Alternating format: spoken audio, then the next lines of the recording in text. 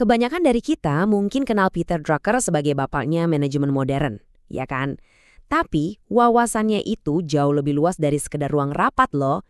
Dia itu sebetulnya kayak seorang arsitek buat merancang kehidupan yang benar-benar bermakna. Yuk kita bongkar cetak birunya dan kita coba ubah prinsip-prinsip manajemennya jadi alat praktis buat hidup kita sehari-hari. Oke, kita mulai dari pertanyaan yang simple tapi nusuk banget. Di dunia yang kayaknya terobsesi banget sama kesibukan, kalender penuh, to-do list gak habis-habis, Drucker ngajak kita buat berhenti sejenak dan nanya, semua aktivitas ini beneran penting gak sih? Atau jangan-jangan kita cuma lagi ngisi waktu aja? Nah, kutipan ini, wah ini kena banget sih. Efisiensi itu kan soal ngerjain sesuatu dengan benar. Tapi efektivitas itu soal ngerjain hal yang benar. Bayangin deh, kamu bisa jadi orang paling efisien sedunia manjat tangga. Cepet banget. Tapi kalau tangganya nyender di tembok yang salah, ya buat apa? Semua efisiensi itu jadi sia-sia. Nah, ini perbedaan krusial yang bakal kita bahas lebih dalam.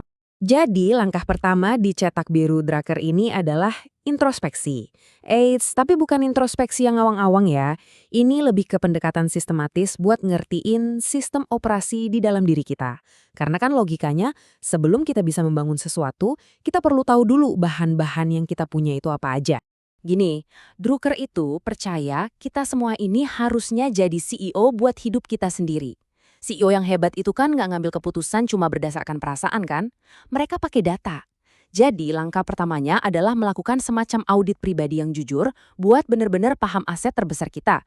Ya, diri kita sendiri. Terus gimana caranya? Nah, alat andalan Drucker buat ini namanya analisis umpan balik.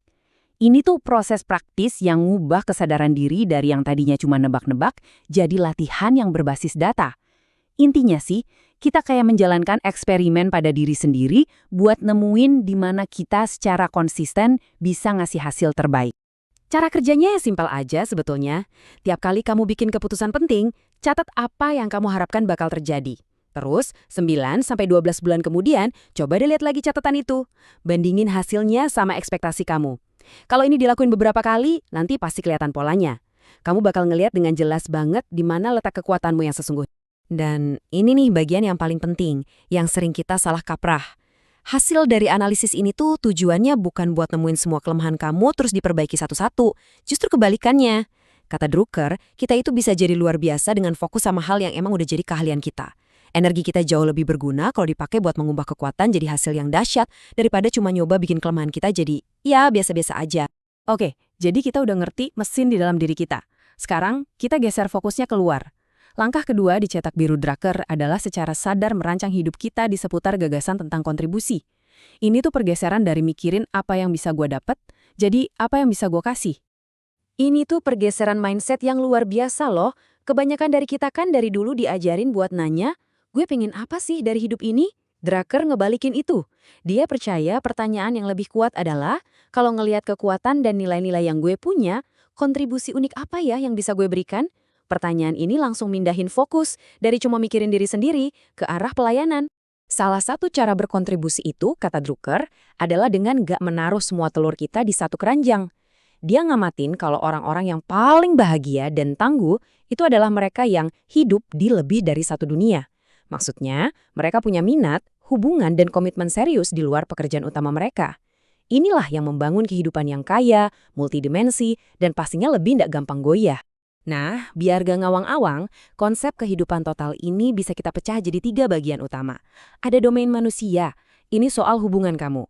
Terus, profesional, ini soal pekerjaan dan proses belajarmu. Dan terakhir, pribadi, hal-hal yang kamu lakuin buat jiwa kamu. Keseimbangan di antara ketiganya inilah yang jadi kunci menuju kehidupan yang berkembang. Tapi ya tentu aja, buat ngerancang hidup yang penuh kontribusi dan punya banyak dimensi kayak gini, kita butuh fokus. Dan fokus itu artinya kita harus milih apa yang gak akan kita lakukan. Drucker itu pendukung berat buat berani bilang enggak. Setiap kali kita bilang iya ke satu hal, kita itu sebenarnya lagi bilang enggak ke hal lainnya.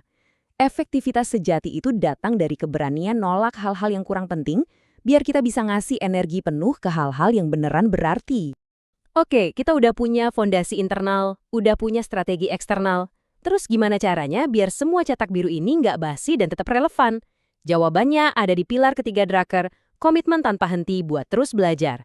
Inilah mesin yang jadi bahan bakar pertumbuhan kita. Drucker sendiri tuh contoh paling keren dari prinsip ini. Dia bukan cuma ahli manajemen, dia tuh seorang polimat. Dia baca buku dari berbagai bidang, sejarah, seni, ekonomi, bukan cuma buat ngumpulin fakta, tapi buat ngeliat pola, nyambungin ide-ide, dan memperluas sudut pandangnya. Pelajarannya jelas, jangan cuma baca di bidangmu aja, bacalah seluas-luasnya. Dan ini salah satu hack belajar dia yang paling ampuh nih. Cara terbaik buat benar-benar ngerti sesuatu adalah dengan ngajarin itu ke orang lain. Proses menyaring ide-ide yang rumit jadi penjelasan yang sederhana, dan jelas itu bakal memperdalam pemahaman kita sendiri secara luar biasa. Jadi, belajar itu bukan cuma soal menyerap informasi, tapi juga soal berbagi. Tapi, jadi pelajar seumur hidup itu bukan cuma soal nambahin hal baru, tapi juga berani ninggalin yang lama. Drucker nyebut ini pengabaian sistematis. Dia nyaranin kita buat rutin nanyain pertanyaan tajam ini soal komitmen, proyek, atau bahkan kebiasaan kita. Entah itu langganan majalah yang nggak pernah dibaca, atau proyek sampingan yang udah nggak ada semangatnya lagi. Kalau jawabannya enggak, ya mungkin udah waktunya dilepaskan, biar ada ruang buat sesuatu yang baru. Nah, semua ini, analisis diri, desain kontribusi, belajar seumur hidup, semuanya mengerucut ke satu pertanyaan pamungkas. Sebetulnya, apa sih tujuan dibalik semua usaha ini? Drucker itu katanya sering banget nanyain ini ke klien-kliennya, ke murid-muridnya. Dan ini pertanyaan yang dalam banget.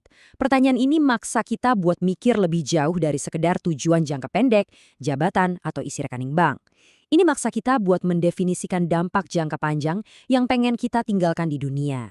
Jadi, kita tutup di sini ya. Pembahasan kita ini ngebawa kita balik lagi ke pertanyaan inti Drucker. Tapi sekarang kita udah punya semua alat dan kerangka berpikirnya. Ini bukan lagi pertanyaan abstrak. Setelah kita ngerti kekuatan kita, ngerancang hidup kita, dan berkomitmen buat terus belajar, pertanyaan ini jadi semacam panggilan untuk bertindak. Ini pertanyaan yang harus kita jawab setiap hari lewat pilihan-pilihan yang kita buat. Jadi, apa kontribusi Anda?